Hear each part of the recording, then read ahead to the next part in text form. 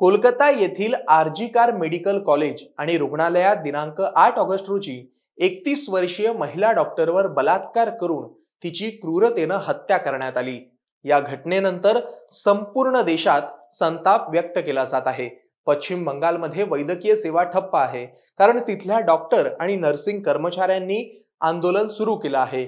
जागोजागी कॅन्डल मार्च काढले जात आहेत। सोशल मीडियावर पीडितेला न्याय मिळावा यासाठी हॅशटॅग चालवले जात आहेत। मात्र दुसरीकडे स्थानिक लोकप्रतिनिधी या घटनेकडे कानाडोळा करताना पाहायला मिळत आहेत। विशेष म्हणजे पश्चिम बंगालच्या मुख्यमंत्री, त्यातही एक महिला असणाऱ्या ममता बॅनर्जी यांनी तोंडावर बोट ठेवून गप्प राहण्याची भूमिका घेतली आहे। त्यांच्या तृणमूल काँग्रेस पक्षाचा विचार केला तर 29 खासदारांपैकी 11 महिला खासदार आहेत, पण नेहमी वादाच्या भोवऱ्यात अडकलेल्या महुआ मोइत्रा यांनी मात्र पीडितेला न्याय मिळवून देण्याचा प्रयत्न करण्याऐवजी सोशल मीडियावर प्रश्न विचारणाऱ्यांना ब्लॉक करण्याचं धोरण स्वीकारलं आहे। तर दुसरीकडे महाराष्ट्रात राष्ट्रवादी शरद पवार गटाच्या खासदार सुप्रिया सुळे यांनी कोलकाता येथील प्रकरणाबद्दल केलेलं विधानही चर्चेत आलं आहे।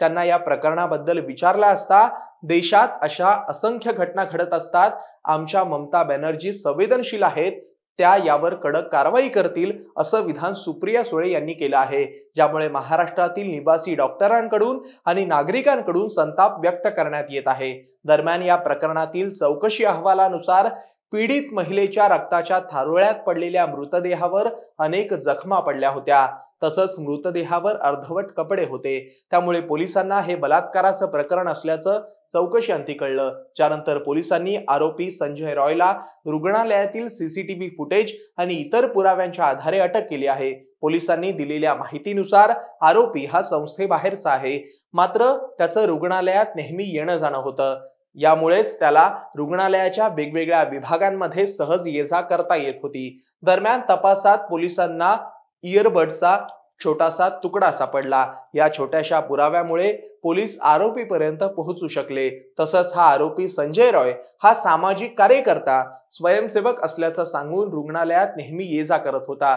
असे स्वयंसेवक कंत्राटी कर्मचारी असतात, वाहतूक व्यवस्थापनासाठी वाहतूक पोलिसांना मदत करतात, सणासुदीच्या काळात सरकारी कर्मचाऱ्यांच्या मदतीसाठी जातात, अनधिकृत पार्किंग हटवण्यासाठी मदत करतात। हे स्वयंसेवक प्रामुख्याने पोलिसांना मदत करण्याचं काम करतात, अशी माहिती मिळते। दरम्यान भाजप आयटी सेलचे प्रमुख आणि पश्चिम बंगाल भाजपचे सहप्रभारी अमित मालविया यांनी ममता बॅनर्जी सरकारवर हे प्रकरण दडपल्याचा आरोप केला आहे। ते म्हणाले की ममता बॅनर्जी सरकार हे प्रकरण दडपण्यासाठी कोलकाता पोलिसांचा वापर करत आहे, त्यामुळे महिलांवरील अत्याचाराकडे पश्चिम बंगाल सरकार किती काळ डोळेझाक करणार आहे, असा प्रश्नही मालविया यांनी विचारला आहे। मात्र कोणतीही ठोस भूमिका न घेता ममता दीदींनी फक्त दोषींवर योग्य ती कारवाई करू असं आश्वासन दिलं आहे।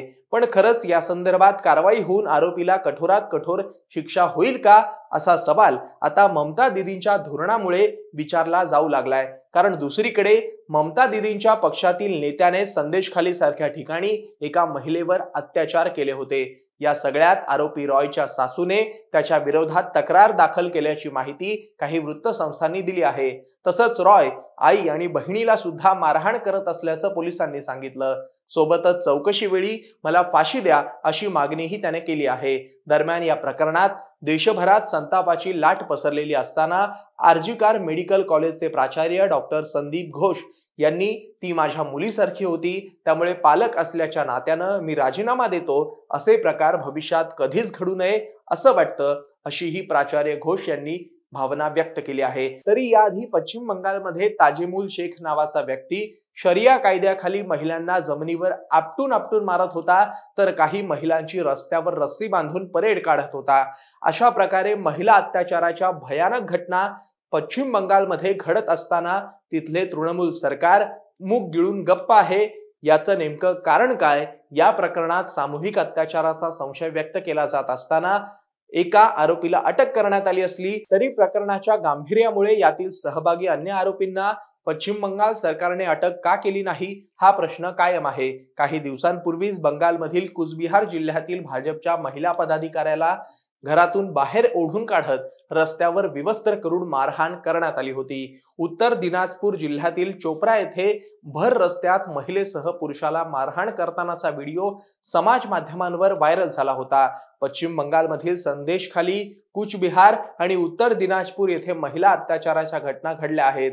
त्या माणुसकीला आणि सुसंस्कृत समाजाला लाजिरवाण्या आणि काळिमा फासणाऱ्या आहेत। पश्चिम बंगालमधील तृणमूल सरकार गुन्हेगारांवर कारवाई करत नाही, त्यामुळेच अशा भीषण घटना घडत आहेत असं खेदानं म्हणावं लागेल। तेथील महिलांवरील अत्याचार बऱ्याच दिवसापासून सुरू आहे। पश्चिम बंगालमधील महिलांची स्थिती दिवसेंदिवस खालावतच चालली आहे। ममता बॅनर्जी यांचे मुख्यमंत्री म्हणून हे मोठं अपयश आहे। तसंच महिला मुख्यमंत्री असूनही महिलांवर होत असलेला अन्याय, अत्याचार आणि अवमान हा चिंताजनक असाच आहे। तर यामुळे संपूर्ण देशभर निवासी डॉक्टरांनी आंदोलनाचं शस्त्र उगारलं आहे। गेल्या 4 दिवसांपासून राज्यासह देशातील वेगवेगळ्या सरकारी, खासगी रुग्णालयातील निवासी डॉक्टरांनी आपल्या पीडित मैत्रिणीला, बहिणीला न्याय मिळावा यासाठी आंदोलन सुरू केलं आहे। तरी तुम्हाला या आंदोलनाबद्दल आणि ममता दीदींच्या या गप्प राहण्याच्या भूमिकेबद्दल काय वाटतं ते कमेंट करून आम्हाला नक्की सांगा। असेच माहितीपूर्ण व्हिडिओ पाहण्यासाठी MAHA MTVच्या फेसबुक पेजला लाईक करा। धन्यवाद।